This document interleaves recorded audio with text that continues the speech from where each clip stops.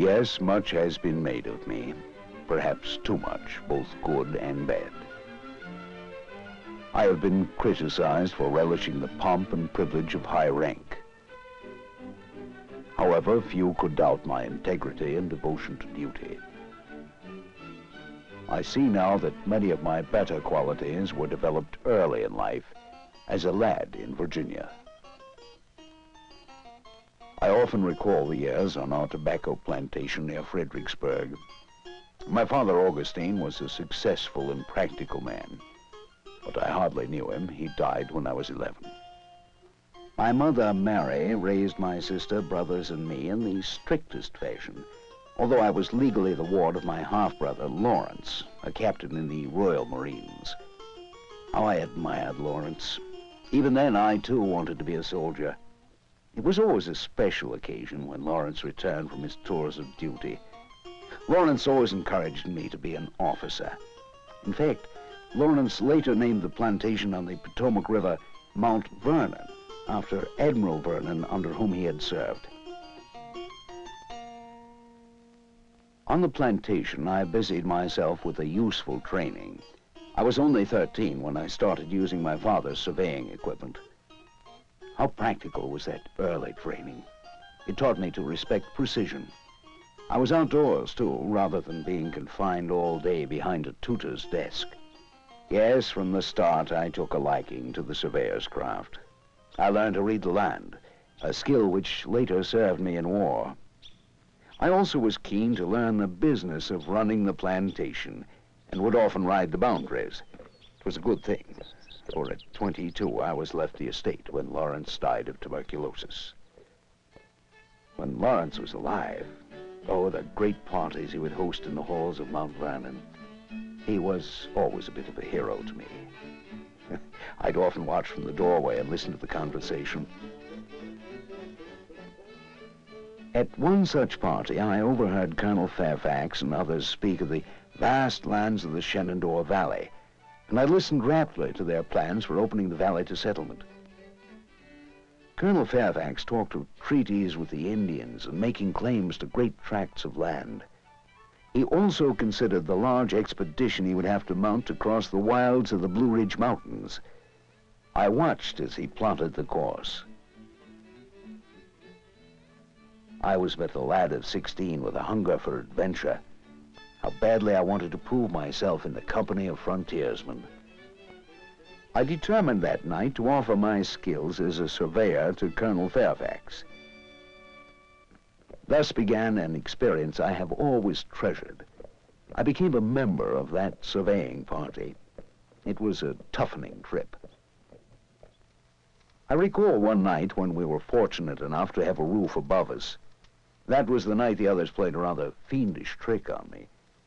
I was shown a bed with a threadbare blanket, double its weight with vermin, lice, and fleas. I knew 'twas so, even as I undressed. But I'd be hanged before I'd show the man I was bothered. I lay on that infested mound of straw, quietly scratching.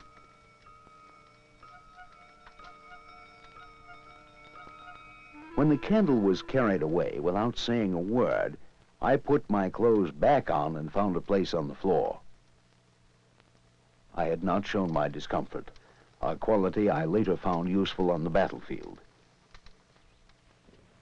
I learned something else on that long and difficult trip.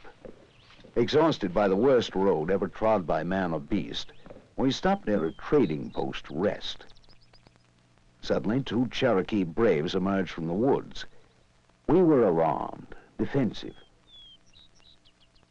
But I chose to face them, peaceably. After earning their trust, I came to know the Indian as an important source of information. Another lesson gained from the Fairfax expedition. I suppose I approached challenges more seriously than many.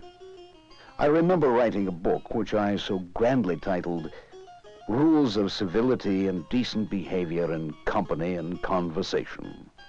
Now I smile when I read my sentiments. Still, they were true enough guides, and I made an effort to live by them.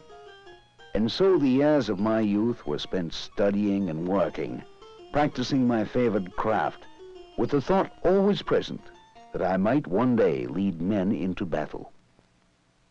My first military assignment came soon enough, at age 19. I held the rank of major in the Virginia militia, and in 1751 volunteered at once for a mission to determine any evidence of a French and Indian invasion from Canada. During the worst winter on record, our small party moved north along the Ohio River. We made our way to Fort Le Boeuf near Lake Erie and soon learned of the invasion plans. I observed over 220 canoes being readied and recorded in my journal a French plan for establishing forts along the Ohio.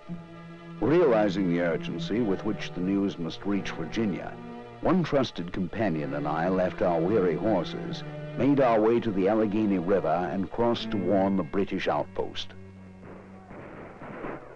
Well, I remember the battles that followed during the bloody years of the French and Indian War, and most vividly the massacre of our troops in 1755.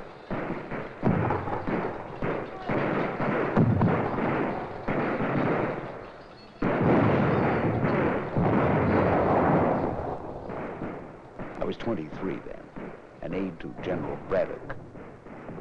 Braddock was mortally wounded, and I was one of the few officers to survive the retreat. What I learned as a young officer served me well in my later role as commander of the Continental Army. My talents as a surveyor, practiced early in life, later allowed me to read the land and map my strategies.